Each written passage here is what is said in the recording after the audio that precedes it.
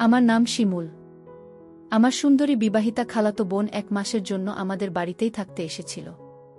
কারণ ওই সময় আমার বাবা ও মা উমরা হজ-এ যাওয়ার জন্য প্রস্তুতি নিচ্ছিল। তারপর আমার বাবা মা যখন হজের জন্য বেরিয়ে পড়েছিল, তারপর সেদিন রাতে বাসায় আমি একাই ছিলাম। তারপর অর্ধেক রাতে মনে হলো কেউ যেন আমার শরীরে হাত বোলাচ্ছে। তারপর অনেক বেশি ঘাবড়ে গিয়ে চোখ খুলতেই দেখি আমার খালাতো বোন তো আমার চাদরের ভিতরেই শুয়েছিল। আর আমার বুকে হাত রেখে বলল, আমি তোমার কাছ থেকে যে শক্তিটা অনুভব করছি, সেই শক্তিটা কিন্তু আমি তোমার জামাইবাবুর কাছ থেকে এর আগে কোনোদিনও পাইনি। তাই আমি একটি বার তোমার সঙ্গে নিজের এবং ওই কথা বলে আমার খালাতো বোন যখন আমার এমন জায়গায় হাত বোলাতে শুরু করেছিল যে আমি তো অনেক বেশি নেশাগ্রস্ত হয়ে বেহুশ হয়ে পড়েছিলাম।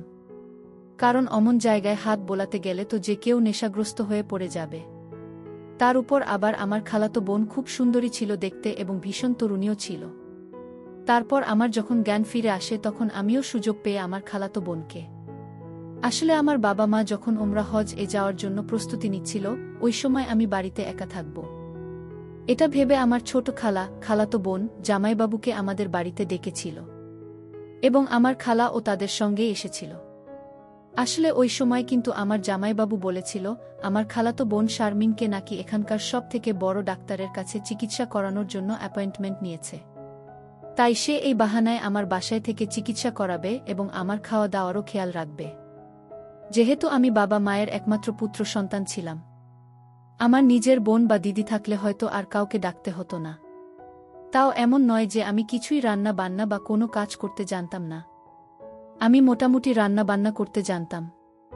কিন্তু বাবা মা ভেবেছিল আমার খালাতো বোন ও খালা আমাদের বাড়িতে এসে থাকলে আমার একাকিত্ব বোধটা কাটবে এবং আমাকে কোনো কিছুর জন্য খুব বেশি কষ্ট করতে হবে না। ওই সময় আমার কলেজের 3rd ইয়ারের পড়াশোনা চলছিল এবং আমি কিন্তু ভীষণ তরুণ ও পেশিবহুল ছেলে ছিলাম। আমার শরীর স্বাস্থ্য দেখে কেউ বলতো না যে আমার বয়স এতটা কম। কারণ ছোটবেলা থেকেই আমার শরীরের গ্রোথ অনেক বেশি ছিল এবং আমি দেখতেও ভীষণ সুন্দর ছিলাম। এদিকে আমার বাবা মায়ের হজে যাওয়ার আগের দিন আমার ছোট খালা ও তার মেয়ে শারমিন এবং জামাইবাবু তারা 3 জনে এসে হাজির হয়েছিল। আমার খালার সঙ্গে তো বছরে একবার হলেও দেখা সাক্ষাৎ হতো, কারণ ছোট খালা তো বছরে একবার হলেও আমাদের বাসায় আসে 3-4 দিন থাকার জন্য। কিন্তু আমার খালাতো বোনের সঙ্গে প্রায় 4 বছর পরে দেখা হয়েছিল, কারণ শারমিন আপু বিয়ের পরে সেদিন প্রথম আমাদের বাড়িতে জামাইবাবুকে নিয়ে এসেছিল। তার সৌন্দর্য দেখে তো আমি তার দিকেই তাকিয়ে থেকে গেছিলাম। বিয়ের আগে আমার খালাতো বোন আমাদের বাড়িতে আসতো এবং থেকে যেত, কিন্তু বিয়ের 4 বছর পরে আমি সেদিন তাকে প্রথম দেখেছিলাম। আমার খালাতো বোন শারমিনের যখন বিয়ে হয়ে যায়, তারপর সে আমাদের বাড়িতে আসার সেরকমভাবে কোনো সুযোগ পায়নি। আমার খালাতো বোন শারমিন বয়সে আমার থেকে প্রায় 7 বছরের বড় ছিল। আমার ছোট খালার সঙ্গে আমাদের কিন্তু খুব ভালো সম্পর্ক ছিল। তাই বাবা মা হজে যাবে এটা শুনে আমার ছোট খালা আমার কাছে থাকতে রাজি হয়েছিল। সেদিন আমার বাবা মায়ের যাওয়ার আগের দিন রাতে আমি মাকে জিজ্ঞেস করেছিলাম যে ছোট খালার সঙ্গে শারমিন আপু এবং জামাইবাবুও কি 1 মাস ধরে আমাদের বাড়িতে থাকবে মা? তখন মা হেসে আমাকে বলেছিল যে না, জামাইবাবু শারমিনকে আমাদের বাসায় রেখে নিজের বাড়িতেই আবার ফিরে যাবে। শারমিন আপু ও খালা নাকি আমাদের বাসায় থাকবে। আমি মাকে একটা প্রশ্ন করেছিলাম যে শারমিন আপু নিজের সংসার ছেড়ে আমাদের বাসায় 1 মাস থাকলে জামাইবাবু ও তার শ্বশুরবাড়ির এতে কোনো আপত্তি হবে না তো? মা তখন আমাকে বলেছিল যে শারমিন আপু অনেক দিনের চিকিৎসার জন্য এখানে এসেছে এবং এই চিকিৎসাতে 1 মাস সময় লাগবে। তারপর আমি আর এই ব্যাপারে বেশি কথা বলিনি। পরের দিন সকালবেলা আমার বাবা ও মা নিজের যাত্রার জন্য বেরিয়ে পড়েছিল।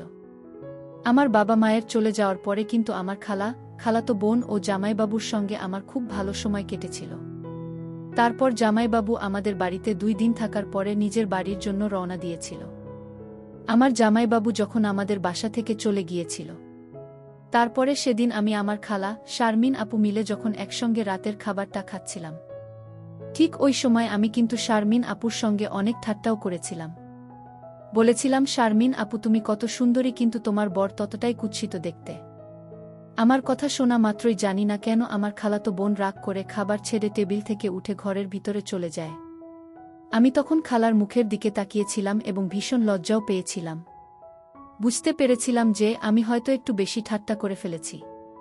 খালা তখন আমাকে বলেছিল আসলে টাকা পয়সা দেখে নাকি শারমিন আপুর বিয়ে জামাইবাবুর সঙ্গে দিয়েছিল। কিন্তু শারমিন আপু জামাইবাবুকে নাকি পছন্দ ছিল না, কারণ সে খুব কালো কুৎসিত ছিল দেখতে।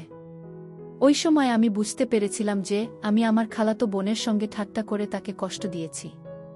তাই রাতের খাওয়া দাওয়ার পরে আমি তার ঘরে গেছিলাম তাকে সরি বলতে। তারপর সেদিন রাতে আমি যখন তার রুমে যাই, তখন দেখি আমার খালাতো বোন ঘরের লাইটটা বন্ধ করে মন খারাপ করে বিছানার একদিকে চুপচাপ বসেছিল।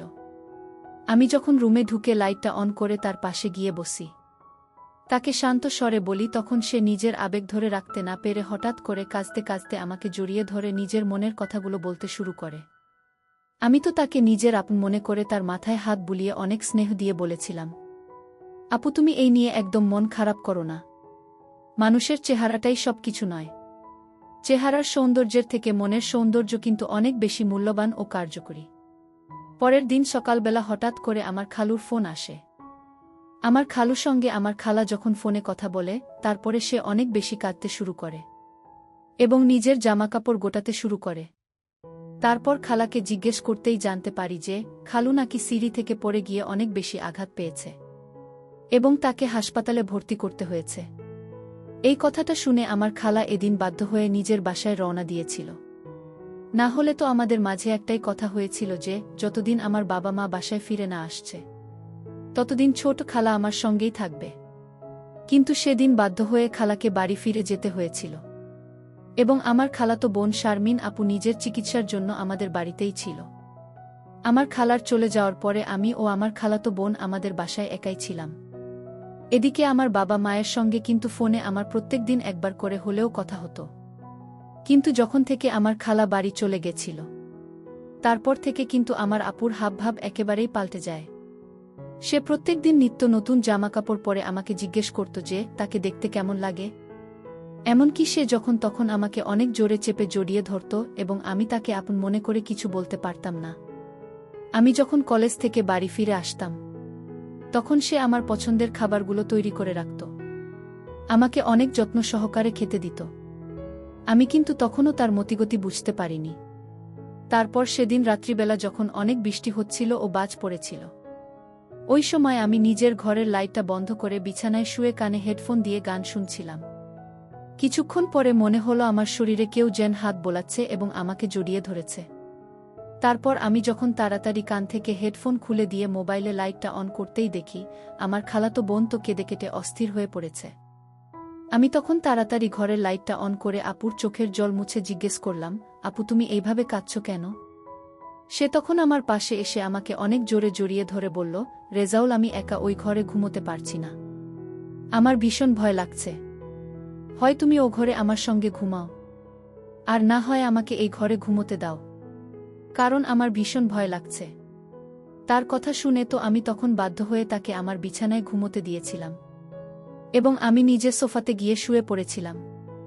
প্রথমে তো আমি এসব কিছুই বুঝতে পারিনি, কিন্তু ধীরে ধীরে বুঝতে পেরেছিলাম যে আমার খালাতো বোনের দৃষ্টি তো আমার দিকে অনেক বেশি সংকীর্ণ হয়ে যাচ্ছিল। এদিকে সে তো দিন দিন আমার সঙ্গে এমন ব্যবহার করতে শুরু করেছিল যে মনে হচ্ছিল যেন আমি তার নতুন বর।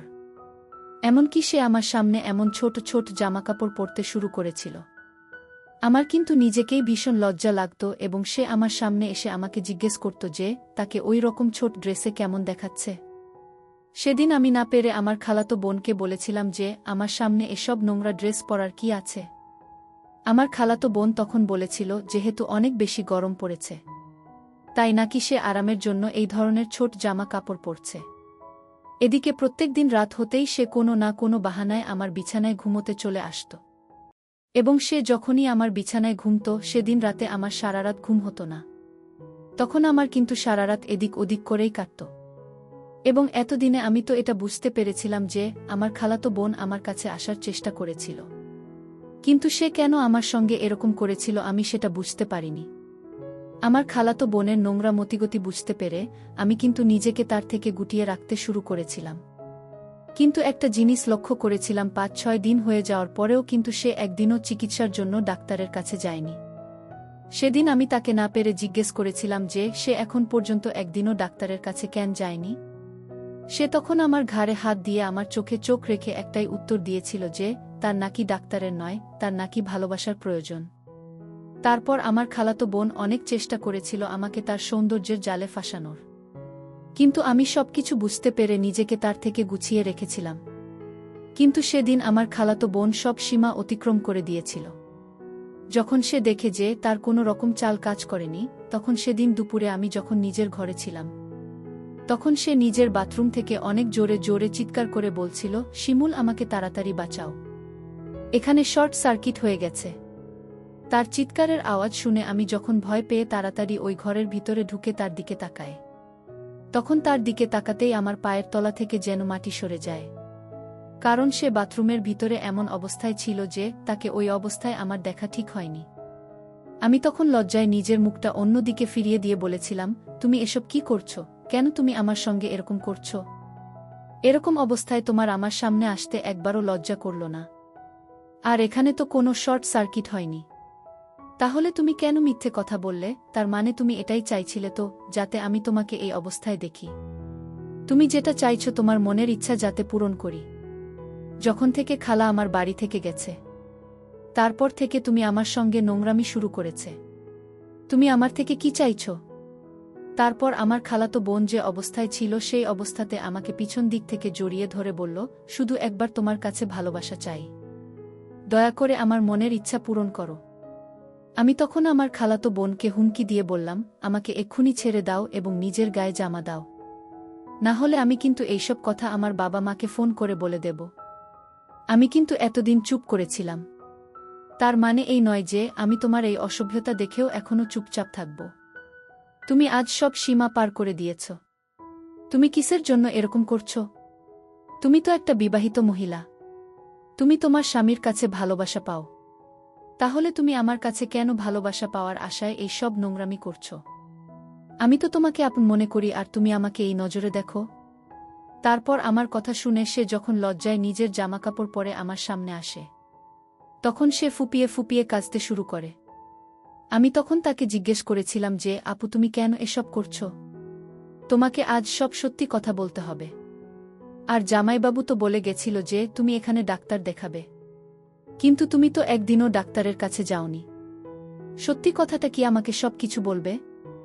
তখন সে আমাকে বলেছিল যে সে নাকি জামাইবাবুর কুৎসিত চেহারা দেখে তাকে বিয়ে করতে চায়নি, কিন্তু আমার মেসো ও মাসি জোর করে আমার খালাতো বোনের বিয়েটা দিয়েছিল, শুধুমাত্র তাদের টাকা পয়সা ও জমি জায়গা দেখে। কিন্তু বিয়ের পরে বাধ্য হয়ে আমার খালাতো বোন কিন্তু তাকে নিজের স্বামী রূপে গ্রহণ করে নিয়েছিল। আমার খালাতো বোন তো ভীষণ সুন্দরী ছিল দেখতে এবং আমার জামাইবাবু ঠিক ততটাই কুৎসিত ছিল দেখতে। বিয়ের পরে আমার খালাতো বোন কোনোদিন তার বরের কাছ থেকে মন থেকে স্বামীর সুখ পায়নি। সে শুধু বিয়ে করার পরে একটা কর্তব্য পালন করছিল। শুধু তাই নয়, আমার খালাতো বোন আমাকে এমন একটা কথা বলেছিল যেটা শুনে তো আমার চোখ দুটি কপালে উঠে গিয়েছিল। কারণ আমার খালাতো বোন বলেছিল, প্রত্যেকটা স্বামী স্ত্রীর মাঝে যে একটা আদর ও ভালোবাসার সম্পর্ক থাকে, সেই আদর ও ভালোবাসা থেকে তার স্বামী নাকি বঞ্চিত ছিল। জামাইবাবুর মধ্যে তার স্ত্রীকে আদর করার শক্তিটুকুও ছিল না। সে আমার আপুকে আজ পর্যন্ত কোনো দিনও আদর দিতে পারেনি, এবং এই কথাগুলো আমার খালাতো বোন লজ্জায় কাউকে খুলে বলতে পারেনি। অথচ তার শ্বশুর শাশুড়ি বলতো আমার খালাতো বোন নাকি বন্ধা। তাই আমার খালাতো বোন রাগ করে আমার বাসায় আসার পরেও কোনো ডাক্তার দেখাতে চায়নি, কারণ সে জানো তার ডাক্তার দেখিয়ে তো কোনো লাভ নেই। কারণ অসুবিধাটা তো আমার জামাইবাবুর মধ্যেই ছিল। আমার জামাইবাবু সব কিছু জানার পরেও আমার খালাতো বোনকে সবার চোখে খারাপ করে রেখেছিল। আর এই জন্যই আমার খালাতো বোন যখন আমাদের বাড়ি এসেছিল, তখন সে আমার পেশিবহুল শরীর স্বাস্থ্য দেখে আমার কাছে তার মনের ইচ্ছা পূরণ করতে চেয়েছিল। সেদিন তার সব কথা শোনার পরে আমি তাকে কথা দিয়েছিলাম যে আমি তার জীবনে সব কিছু ঠিক করে দেব, এবং সে একদিন তার স্বামীর অনেক ভালোবাসা ও আদর পাবে। তার কিছুদিন পরে আমার বাবা মা যখন হজ থেকে বাড়ি ফিরে আসে, সেদিন আমার খালা ও আমার খালু এবং জামাইবাবু আমাদের বাড়িতে এসেছিল। এবং সেদিন আমি সবার সামনে আমার খালাতো বোন ও জামাইবাবুর ব্যাপারে সব কিছু সত্যি কথা বলেছিলাম। আমার খালা বলেছিল আমার জামাইবাবু যদি নিজের চিকিৎসা না করায় তাহলে কিন্তু আমার খালাতো বোনকে তার বাড়িতে আর পাঠাবে না। আমার জামাইবাবু সবার কথা শুনে বাধ্য হয়ে নিজে ডাক্তার দেখাতে রাজি হয়েছিল। এই ঘটনাটা হতে আজ প্রায় 1 বছর হয়ে গেছে। আজ আমার খালাতো বোন তার স্বামীর আদর ভালোবাসা পেয়ে মা হতে চলেছে। সবসময় সব ক্ষেত্রে যে নারীদের দোষ থাকে সেটা কিন্তু সম্পূর্ণ ভুল ধারণা। তাই বন্ধুরা, আজকের গল্পটি এখানেই শেষ করছি। গল্পটি কোনো ভুল ত্রুটি থাকলে ক্ষমা করে দেবেন। গল্পটি ভালো লাগলে অবশ্যই লাইক, শেয়ার, সাবস্ক্রাইব করতে ভুলবে না। ভিডিওটি দেখার জন্য অসংখ্য ধন্যবাদ।